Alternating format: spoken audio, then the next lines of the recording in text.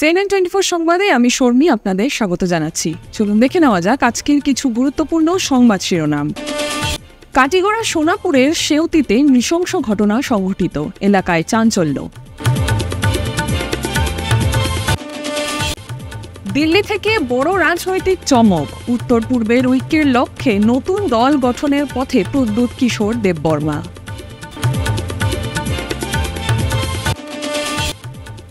Jagannath community ও skill centre উদ্বোধন করলেন মন্ত্রী রূপেশ গোয়ালা। বড়ং বাবা মন্দিরের উন্নয়নে 2 কোটির প্রকল্প ঘোষণা মন্ত্রী কৌশিক রায়।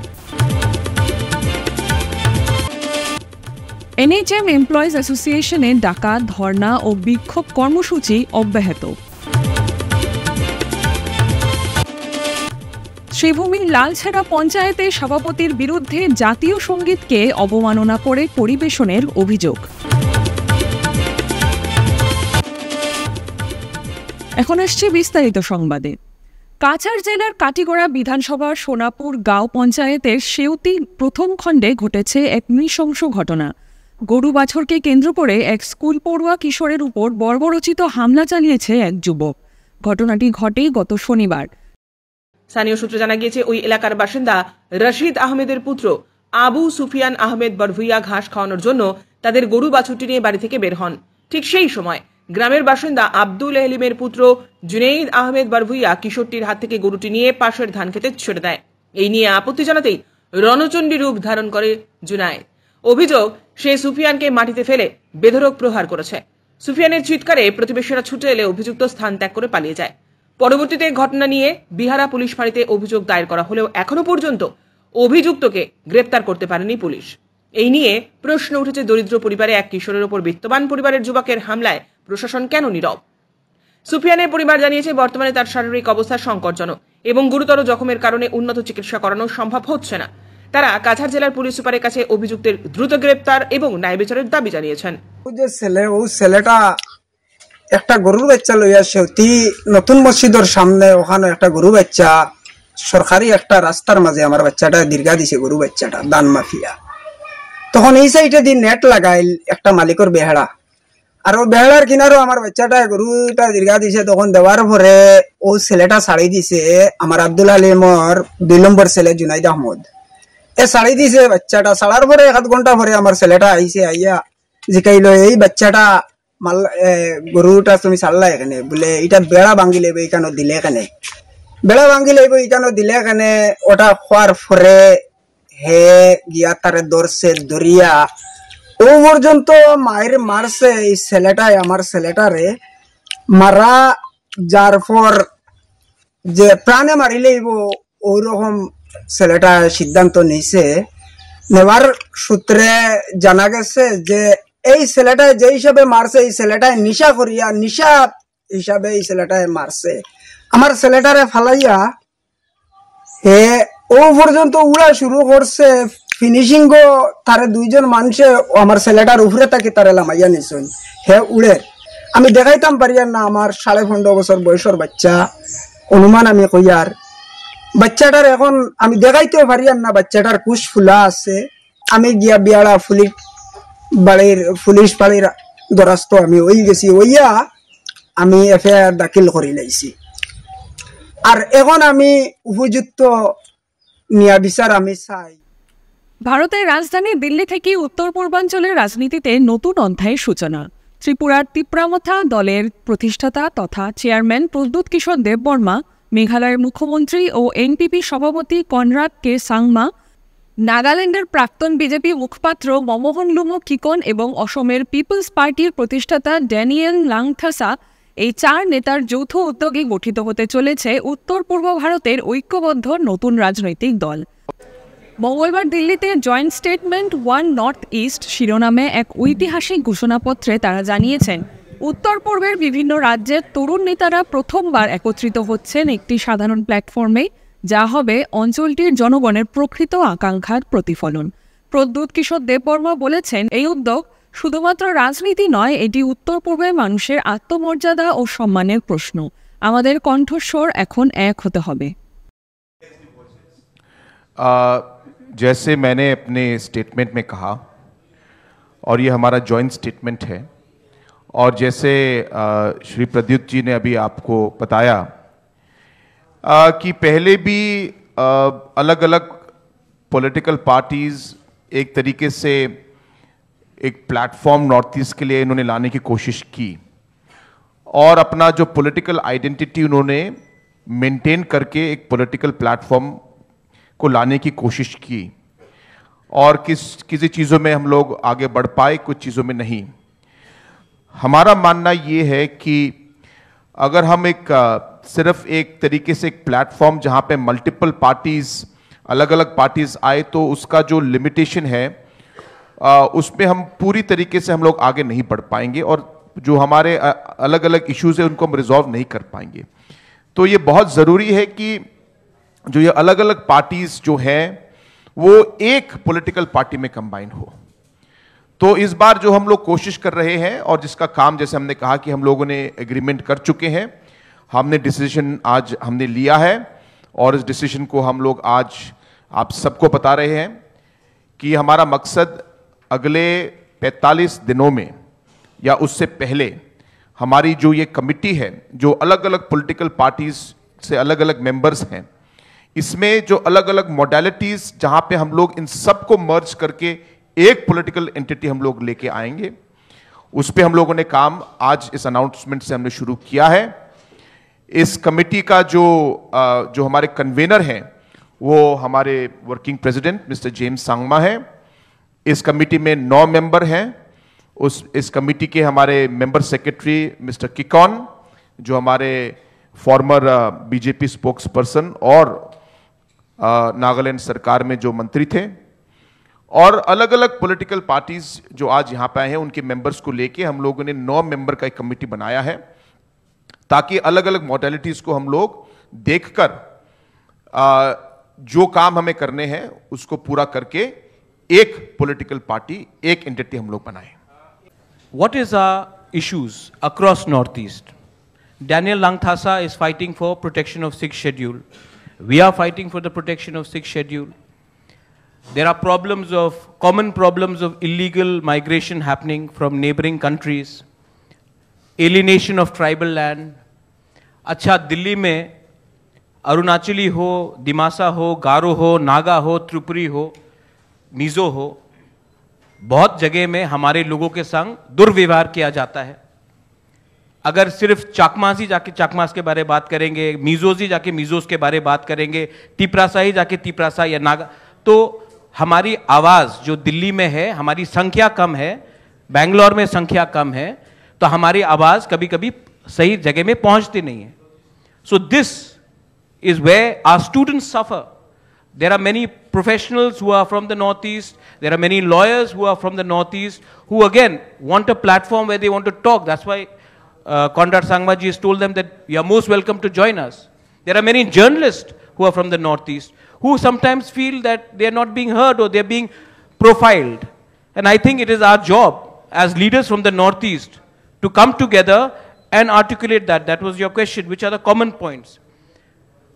We all know that many of the people across, many of the Vidwans and intellectuals cannot name 7 or 8 Northeast capitals. And I think it is very important that we also ask the government of India, whosoever is there, to ensure that there is a chapter in the Northeast. Because when I meet some of the most intellectual and wise people, they do not know enough about the Northeast because it is not taught. Students, study books, curriculum does not have chapters in the Northeast. So I think respect is a two-way street, and if we can speak and come together, it will make sense. Speaking about the VC election, that is my democratic right to go and approach the Supreme Court, and for 9 years elections were not held. Chitrita, let me tell you that elections were also delayed, not under this government, also under previous government. The previous government was a part of a different bloc. So, when the tribals of Tripura feel let down, they don't feel let down by one alliance or the other alliance. The tribals of Tripura would like their rights to be restored irrespective of who's there. So, that is a constitutional right and we do that. মঙ্গলবার থেকে 3 দিনব্যাপী বরাক উপত্যকার শিলকুড়ির ঐতিহ্যবাহী শ্রী শ্রী বড় বাবা মেলার সূচনা হয়েছে। এদিন সকালে শিলচর ভারত সেবাশ্রম সংঘের স্বামী গুণসিন্ধু নন্দজি মহারাজ ফিতা কেটে 84তম মেলার উদ্বোধন করেন। দেখুন সবিশেষ। অনুষ্ঠানে উপস্থিত ছিলেন মুখ্য অতিথি মন্ত্রী রূপেশ গোয়ালা, মন্ত্রী কৌশিক রায়, সাংসদ পরিমল শুক্লবৈদ্য, সাংসদ কনাথপুর কায়স্থ, বিধায়ক নিহার রঞ্জন দাস, কাছাড় জেলা পরিষদ সভাপতি কঙ্কন নারায়ণ সিকিদার, জেলা শাসক মৃদুল যাদব, এসএসপি পার্থ প্রতিম দাস, কাছাড় জেলা বিজেপি সভাপতি রূপম সাহা, মেলা পরিচালন সমিতির সভাপতি DN সিং, সমাজসেবী উদয় শঙ্কর গোস্বামী, মেলা কমিটির কর্মকর্তা সুবচন গোয়ালা, প্রদীপ কুর্মী, পুরোহিত জওহরলাল গোস্বামী, তারপর বরমবাবা মন্দির, শিব মন্দির, শক্তি মন্দির, লক্ষ্মীনারায়ণ মন্দির, রাম মন্দির, রাধাকৃষ্ণ মন্দির, গণেশ মন্দির ও হনুমান মন্দিরে পূজা পাঠ আরতি শুরু হয়। প্রধান পুরোহিত সবিতা শর্মার নেতৃত্বে মোট 17 জন পূজারী পূজার্চনা করেন। এদিন শ্রী বরমবাবার মেলার সূচনার পাশাপাশি 1,50,000 টাকা ব্যয়ে জগন্নাথ কমিউনিটি ও স্কিল সেন্টারের উদ্বোধন করেন মুখ্য অতিথি মন্ত্রী রূপেশ গোয়ালা। সভায় বরমবাবা মন্দিরের সামগ্রিক উন্নয়ন ও যাত্রী নিবাস নির্মাণে 2 কোটি টাকার প্রকল্প নেওয়া হয়েছে বলে জানান মন্ত্রী কৌশিক রায়। आज हम लोगों ने यहाँ पे बरमबाबा मेले का उद्घाटन हुआ। महाराज जी हमारे भारत सेवाश्रम के महाराज जी ने उन्होंने इसका उद्घाटन किया और साथ ही साथ हमारे असम सरकार के माननीय मंत्री श्री रूपेश गोवाला जी के द्वारा यहाँ पे जगन्नाथ महाप्रभु जो कम्युनिटी हॉल इस सिलकुरी चाय बागान में बना है उसका उन्होंने भी द्वारोद्घाटन किया। ये दोनों कार्यक्रम एक साथ में हुआ है।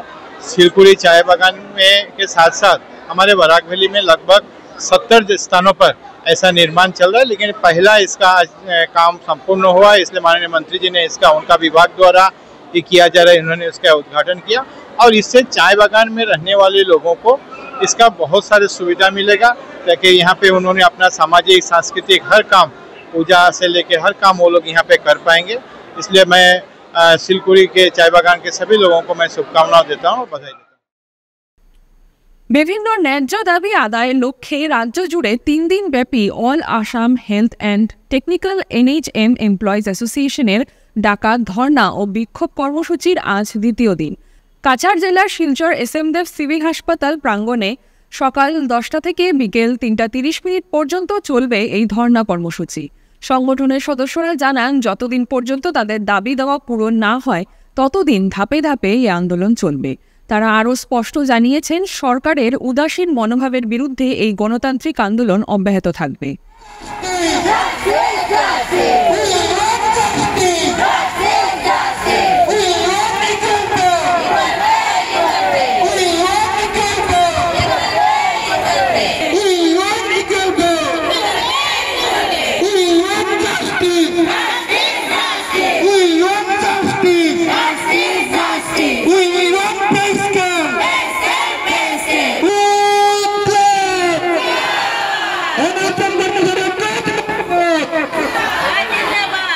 আজকে আমরা NHM কর্মচারীরা দ্বিতীয় দিনের জন্য গোটা আসামে অবস্থান, ধর্মঘট এবং কর্মবৃদ্ধি কার্যসূচি পালন করছি।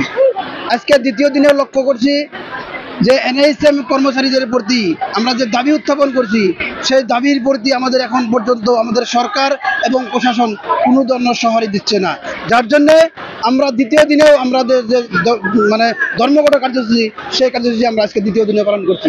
আমাদের যে দাবি ছিল যে সারা রাজ্যে যত NHM কর্মচারী আছে সমস্ত NHM কর্মচারীদেরকে সম কাজের সম বেতন দেওয়া হোক এবং অন্যান্য দাবি নিয়ে আমরা ধর্মঘট পালন করছি। এই ধর্মঘটের মাধ্যম দিয়ে আসাম সরকারকে আবারও অনুরোধ করছি যে অতি শীঘ্রে NHM কর্মচারীদের যে দাবি সম কাজের সম বেতন, পে কমিশনের মধ্যে বেতন দিয়ে স্কিল পে প্রদান করা এবং রাজ্যিক কর্মচারী যেগুলো সুবিধা আছে, একজন রাজ্যিক কর্মচারী মৃত্যু হওয়ার পর তার পরিবারটি যেমন ফুল দরমা পায়, ফুল বেতন পায়, NHM কর্মচারীদের জন্য ওরকম কোনো সুবিধা নাই। আমরা দাবি করছি যে NHM কোনো কর্মচারী মৃত্যু হওয়ার পরেও আমাদের কর্মচারীকেও ওই পরিবারটিকেও ফুল বেতন দেওয়া হোক এবং অন্যান্য দাবি নিয়ে আমরা আজকে দ্বিতীয় দিনে কাছাড় জেলাতে SM দেব সিভিল হসপিটালে আমরা অবস্থান ধর্মঘট পালন করছি এবং এই ধর্মঘট থেকেও আমাদের সরকারকে স্পষ্টভাবে ঘোষণা করছি যতদিন পর্যন্ত আমাদের সরকার আমাদের যে প্রাপ্য এই প্রাপ্য আদায় দেবে না, আমাদের সংগ্রাম ততদিন পর্যন্ত চলে যাবে। বারবার জাতীয় সঙ্গীতের প্রতি অবমাননা, শাসক দল ধৃষ্টতা দেখানোর সাহস পেলেন কিভাবে, এমনটা প্রশ্ন উঠতে শুরু হয়েছে একে অন্যে। দিন কয়েক পূর্বে রাতাবাড়ী উচ্চতর মাধ্যমিক বিদ্যালয়ে বিশেষ অনুষ্ঠানে শ্রীভূমির সাংসদ কৃপানাথ মালহার সামনে সঠিকভাবে জাতীয় সঙ্গীত পরিবেশন না করে বিতর্কের কেন্দ্রবিন্দু হয়েছিলেন জেলা বিজেপির উপসভাপতি ননীগোপাল রায়। আর এবার সমষ্টির বিধায়ক বিজয় মালাকারের সঙ্গে সরকারি অনুষ্ঠানে দাঁড়িয়েও জাতীয় সঙ্গীত সঠিকভাবে উপস্থাপন করতে পারেননি লালছেড়া পঞ্চায়েতের সভাপতি তথা শ্রীভূমি জেলা বিজেপির কোষাধ্যক্ষ সঞ্জয় কুমার গোস্বামী। ঘটনা সংঘটিত হয় রামকৃষ্ণনগর সমজেলার 24 নম্বর রায়পুর মডেল অঙ্গনওয়াড়ি কেন্দ্রের শিলান্যাস অনুষ্ঠানে। এদিকে শাসক দলের একজনের পর আরেকজন জাতীয় সঙ্গীত ভুলে ভরে পরিবেশন করায় বিভিন্ন মহলে তীব্র প্রতিক্রিয়ার সৃষ্টি হয়েছে। এভাবে জাতীয় সঙ্গীতের প্রতি অবমাননা অনেকেই নিন্দা জানান অনাকাঙ্ক্ষিত ঘটনা নিয়ে।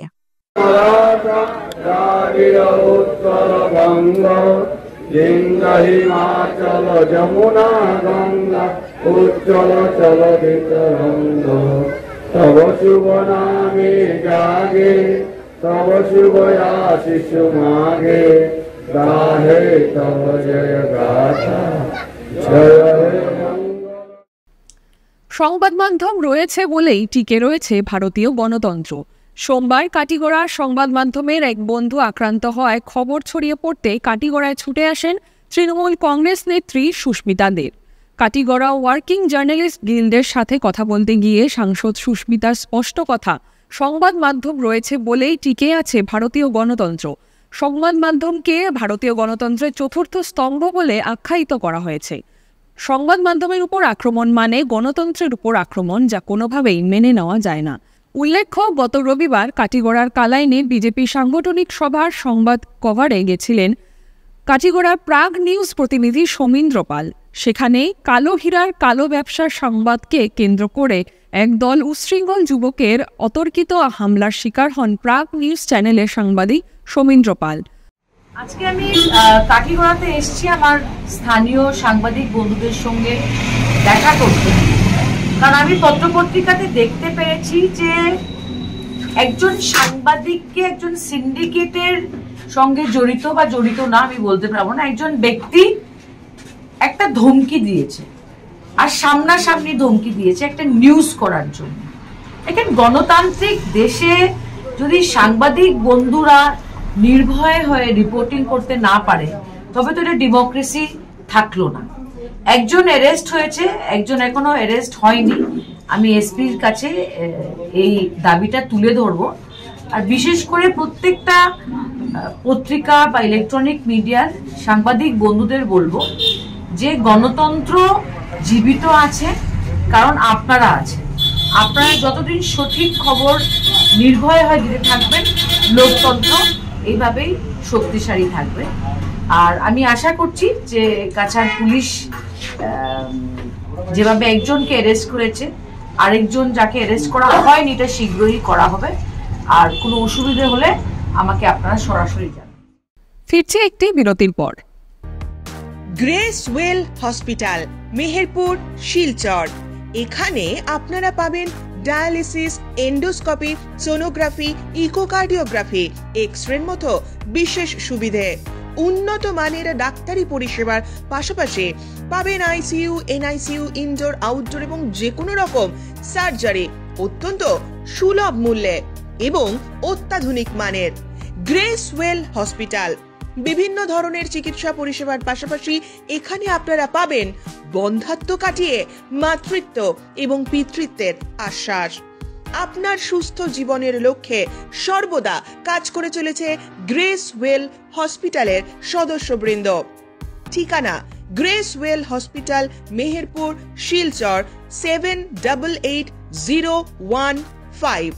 আপনার সুস্থ এবং মঙ্গলময় জীবন কামনা করি আমরা। Grace well hospital. ফিরে এলাম বিরতির পর। কাটিগড়া বিধানসভা কেন্দ্রের কালাইনে পেশাগত দায়িত্ব পালন করার সময় সাংবাদিক সমীন্দ্র পালকে যেভাবে প্রাণনাশের হুমকি দেওয়া হয়েছে, যেভাবে তার সঙ্গে অভব্য আচরণ করা হয়, শিলচর প্রেস ক্লাবের পক্ষ থেকে তীব্র নিন্দা ও ধিক্কার জানানো হয়েছে। কাটিগড়া বিধানসভা কেন্দ্রের কালাইনে সাংবাদিক সমীন্দ্র পালকে যেভাবে চরম হুমকি প্রদান করা হয়েছিল, যেভাবে তাকে সরাসরি খুন করার কথা বলা হয়েছে যে কেটে টুকরা টুকরো করা হবে, আমরা শিলচর প্রেস ক্লাবের পক্ষ থেকে এর তীব্র নিন্দা এবং ধিক্কার জানাচ্ছি। আজকে শিলচর প্রেস ক্লাবের জরুরি সভায় আমরা যে সিদ্ধান্ত গ্রহণ করেছি সেটা হলো পুলিশ প্রশাসন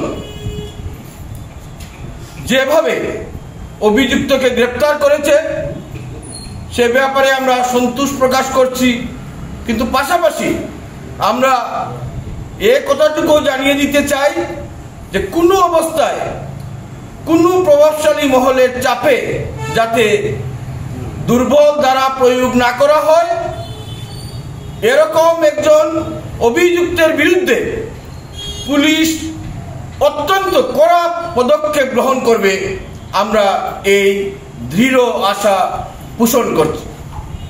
পাশাপাশি আমরা এ অঞ্চলে যারা কর্মরত সাংবাদিক রয়েছেন তাদের নিরাপত্তা সুনিশ্চিত করার জোরালো দাবি জানাচ্ছি। গণতন্ত্রের চতুর্থ স্তম্ভকে নিরপেক্ষভাবে নির্ভীকভাবে তাদের দায়িত্ব পালনের ক্ষেত্রে যাতে কোনো প্রতিবন্ধকতা তৈরি না হয়, অবশ্যই অসম সরকারকে, এ অঞ্চলের প্রশাসনকে এ ব্যাপারে কঠোর পদক্ষেপ নিতে হবে, কঠোর নীতি প্রণয়ন করতে হবে। বরখলার অবৈধ পাচারের পথে মহিষ ভর্তি 3টি লরি সহ আটক 3। বরখলার জারইলতলা জিপি এলাকা থেকে বিএসএফ 3টি মহিষ ভর্তি গাড়ি সহ 3 জনকে আটক করেছে। বিএসএফ মহিষ ভর্তি গাড়ি বরখলা পুলিশে সমঝে দেয়। জানা গেছে বিএসএফ এক গোপন সূত্রের ভিত্তিতে বরখলা জারইলতলা থেকে 3টি মহিষ ভর্তি লরি সহ 3 জনকে আটক করতে সক্ষম হয়েছে। জানা যায় মঙ্গলবার লরি 3টি থেকে মহিষগুলি অবৈধভাবে জঙ্গল পথে বহির্রাজ্যে পাচার করতে গেলে বিএসএফ আটক করে, পরে ভাঙ্গারপাড় থানায় সমঝে দেওয়া হয়। বর্তমান পুলিশ 3 লরি চালককে জেরা চালিয়ে যাচ্ছে। রহস্যজনকভাবে চলন্ত ট্রেন থেকে কাছাড় জেলার যুবক নিখোঁজ। বহু বছর ধরে গোয়ার বেসরকারি কোম্পানিতে কর্মরত ছিলেন তিনি। প্রতি 1-1.5 বছর অন্তর অন্তর নিজ বাড়িতে আসতেন। ধলাই বিধানসভা কেন্দ্রের ভুবনডহর কালীবাড়ি এলাকায় তার বাড়ি। অর্জুন বড়াইকের পুত্র বয়স 31-এর হেমন্ত বড়াইক গোয়া থেকে বাড়ি ফেরার পথে তিনি প্রথমে আসেন কলকাতার শিয়ালদা থেকে Kanchenjunga express train number 13175 coach number S4 ও সিট নাম্বার 49 করে শিলচরের উদ্দেশ্যে রওনা দেয় 1 নভেম্বর সকাল 6:50 রাত 3:40 পর্যন্ত গোয়ায় কর্মরত ভাইয়ের সঙ্গে লাস্ট কথা হয় হেমন্তের সঙ্গে। তারপর থেকে যোগাযোগ বিচ্ছিন্ন। শালিমার আওয়ার পরে আমরা ফোন করছি কই আইসত তো শালিমার থেকে ফির শিয়ালদা আইসে, শিয়ালদা থেকে ট্রেনে বইছে সকাল 6:50 ট্রেনে বয়ার পরে আর তো আমরা কই আর যে খবর লই একবার, তো রাত্রে আমরা বাড়ি থেকে আমরা বাবা তারা ফোন করছে, ছোটো ভাই ফোন করছে, তো ঠিকই গল্প করছে ভাড়া ঠিকই। তারপরে আবার সময় রাত্রে মাতার সময় তোরা উল্টা পুল্টা মারতে আসিল বাড়িতে। তো সকালে আমরা বাবা তারা কইছে যে তোর ভাই তো উল্টা পুল্টা মাতে, মনে হয় তার ব্রেইনও কিছু প্রবলেম হয়েছে। তাই আমরা পরে ফোন করলাম, 2বার ফোন করলাম, ফোনটা তো রিসিভ করলো না। রিসিভ না করার পরে আরেকবার ট্রাই করলাম, তো ওই একটা ভদ্রলোক মাস্টার আসিল, হে কামাইকা থেকে বদলপুর আবার সময় তার লগে দেখা হয়েছিল। তো একটা তার টলি ব্যাগ আসিল আর একটা মোবাইল আছে, তার মোবাইল আর ব্যাগটা নামাইয়া লামডিংয়ে নামি গেছে।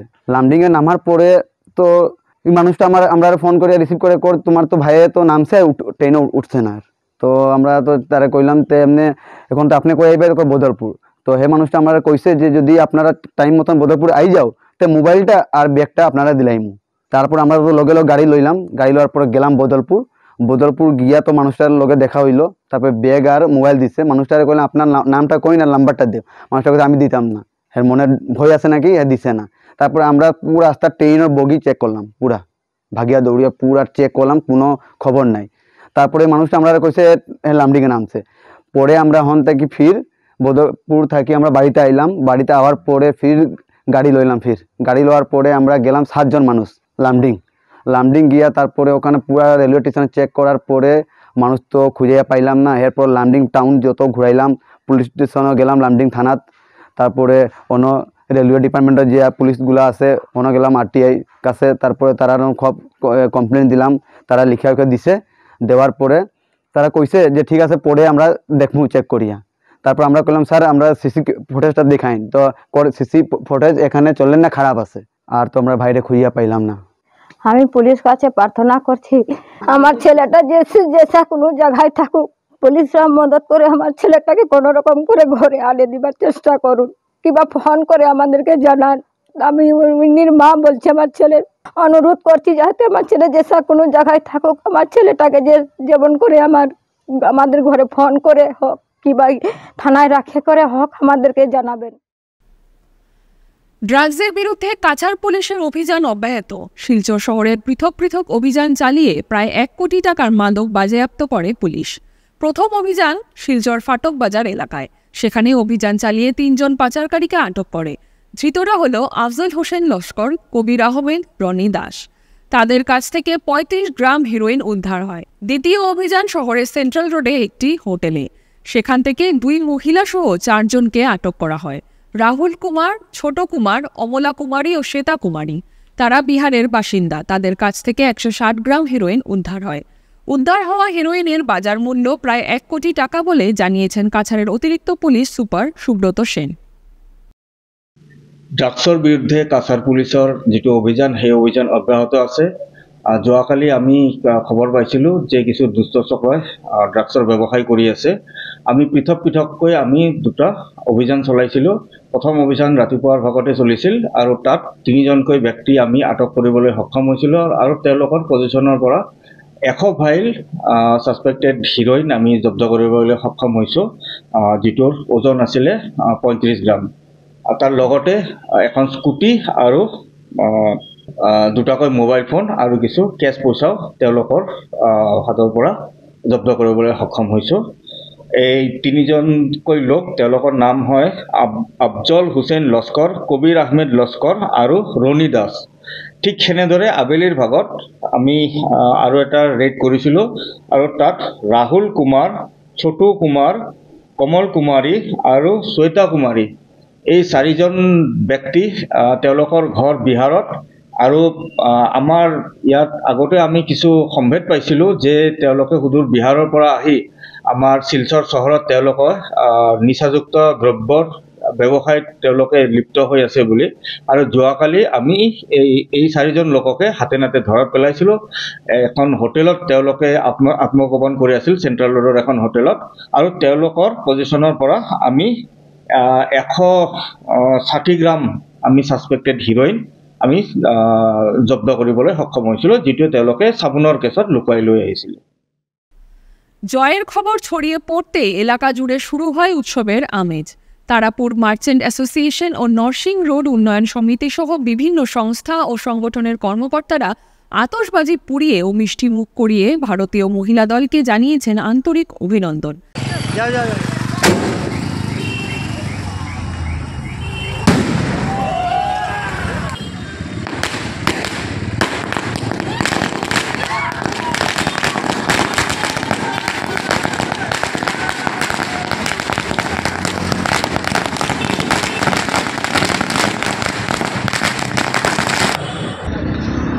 বলছিলাম কালকে আমাদের India team, women's Indian team প্রথমবার বিজয়ী হলো, ফাইনালে বিজয়ী হলো, বিশ্বের সর্বোত্তম খেতাব জিতলো। তো আমরা এই খুশিতে আজকে আমরা অনেক বাজি ফুটিয়েছি। বাজি ফোটানোর কারণটা কালকে মধ্যরাত্রিতে এইটা খেলাটা সমাপ্তি হয়েছিল বলে আমরা গতকালকে আমরা করতে পারিনি। এবার আমরা খুব উত্তেজিত হয়ে আমরা এবার করলাম। আর এই সৌজন্য হলো এটা তারাপুর মার্চেন্ট অ্যাসোসিয়েশন এবং Aryans club, new Aryans club এবং নরসিং রোড উন্নয়ন সমিতির তরফ থেকে। দেশের সবাইকে আন্তরিক শুভেচ্ছা এবং সবাইকে অনুরোধ করছি আপনারা যেন আমাদের মহিলাদেরকে আরও উৎসাহিত করেন এবং সবাইকে যেন আরও আগ্রহ করেন যাতে এই দেশের জন্য আরও করতে পারে, অনেক কিছু করতে পারে, দেশকে আরও উন্নতি করতে পারে। স্থানীয়রা বলেন এই জয় গোটা দেশকে গর্বিত করেছে এবং মহিলা ক্রিকেটের ভারতের নতুন দিগন্তের সূচনা করেছে। সুপ্রাচীন ও ঐতিহ্যবাহী ক্রীড়া সংগঠন শিলচর স্পোর্টিং ক্লাবের নতুন জার্সির উন্মোচন হল মঙ্গলবার। এদিন স্পোর্টিংয়ের মাঠে এক সংক্ষিপ্ত অনুষ্ঠান আয়োজনের মাধ্যমে ক্লাবের খেলোয়াড়দের হাতে নতুন জার্সি তুলে দেওয়া হয়। নতুন জার্সিগুলো স্পন্সর করেন শিলচরের প্রখ্যাত খান জুয়েলার্সের স্বত্বাধিকারী অজয় খান ও তার পুত্র সিদ্ধার্থ খান। উল্লেখ্য, এদিন খেলোয়াড়দের হাতে জার্সি তুলে দেওয়ার সময় উপস্থিত ছিলেন সংস্থার সভাপতি ডক্টর অনুপ কুমার রায়, সাধারণ সম্পাদক সিদ্ধার্থ খান, উপসভাপতি নির্মল দাস, কোষাধ্যক্ষ সত্যজিৎ দাস, এজিএস শঙ্কর সরকার, ফুটবল সচিব অনিমেষ চন্দ, ক্রিকেট সচিব রঞ্জু চন্দ, সেক্রেটারি সুদীপ রায় চৌধুরী ও প্রচার সম্পাদক কমলেশ দাস। আমরা শিলচর স্পোর্টিংয়ের নতুন জার্সি উন্মোচন করছি। আপনারা শুনে সুখী হবেন। এখানকার প্রখ্যাত জুয়েলার্স খান জুয়েলার্স আমাদের জার্সি স্পন্সর করেছেন। আমরা খান জুয়েলারের পক্ষ থেকে খান জুয়েলারের স্বত্বাধিকারী শ্রী সিদ্ধার্থ খানকেও পেয়েছি আমাদের মাঝখানে। যদিও উনি আমাদের ক্লাব মেম্বার, তা সত্ত্বেও সিদ্ধার্থ খান ক্রীড়াপ্রেমী হিসাবে আমাদের সঙ্গে জড়িত আছেন।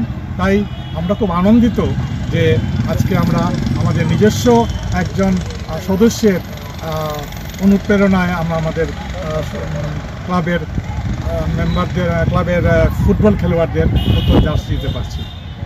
ধন্যবাদ। ব্যাপারে সিদ্ধার্থ আপনাদের কিছু বলবে। সকলেই জানেন যে শিলচর স্পোর্টিং ক্লাব বরাক উপত্যকার দ্বিতীয়তম পুরাতন ক্লাব, 90 বছরে পা দিয়েছে এবার। তো এত একটা ঐতিহাসিক ক্লাবের সাথে আমাদের খান জুয়েলার্সকে যুক্ত করতে পেরে আমরা সত্যি আপ্লুত। আর আপনাদের জ্ঞাতার্থে আবার বলে দিচ্ছি আপনাদেরকে যে আমাদের শিলচর স্পোর্টিং ক্লাব সুপার 4-এ উঠে গেছে। এখন আমরা চ্যাম্পিয়ন হওয়ার দিকে এক এক ধাপ করে এগিয়ে চলেছি। আপনারা সহযোগিতা করে যাবেন আমাদেরকে। আমরা বিগত খেলায় অরুণাচলকে আমরা 2-2-এ ড্র রেখেছিলাম। তারপর অভিনব ক্লাবকে আমরা 5-3-এ গোল আমরা বিজয় পেয়েছিলাম। তারপরে গতকালকে টাউন ক্লাবের সাথে আমরা 2-1 গোলে আমরা বিজয়ী হয়েছি। তো এভাবে করে আমরা আনবিটেবল হয়ে বেরোচ্ছি এতক্ষণ ধরে, এত সময়। তো আগামীতে আশা করছি আমাদের এই ঐতিহাসিক ক্লাব চ্যাম্পিয়ন ট্রফি নিয়েই এই আমাদের এই লিগ থেকে বিজয়ী হয়ে বেরোবে। CNN 24 সংবাদ আজকের মতন এই পর্যন্তই। নমস্কার।